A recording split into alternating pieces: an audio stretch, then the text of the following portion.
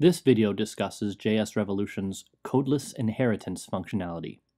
Codeless in this case means that you don't have to type in any of the extends language after the constructor, making inheritance very easy to implement and very easy to follow. In this video, we're discussing inheritance. Here we can see that we have a person class. This is the namespace for the person class.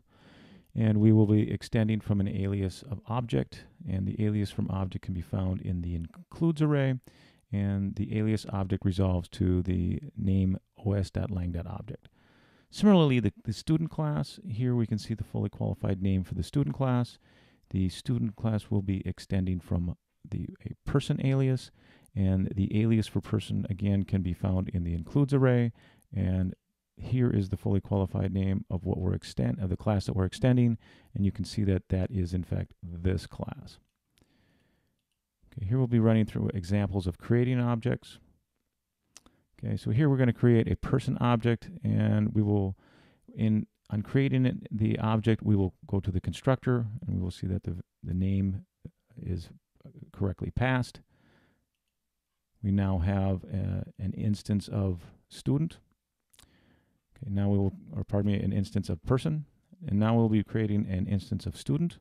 And you'll notice that that on creating a student class, we actually first call the constructor of person, and it has passed the correct value. And then we call the student constructor, so the constructors are called in the appropriate order.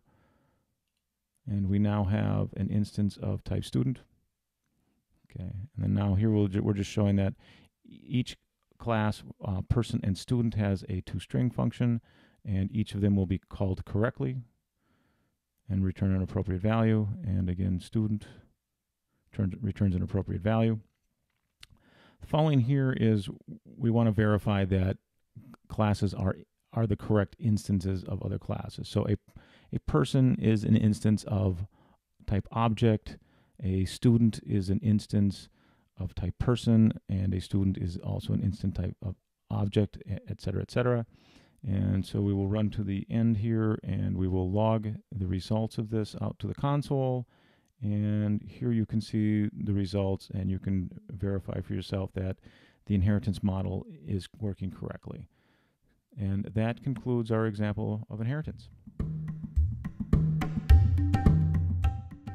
You have just seen a video on jsRevolution's Codeless Inheritance functionality. Stay tuned now for the next video on jsRevolution's Codeless Interface functionality.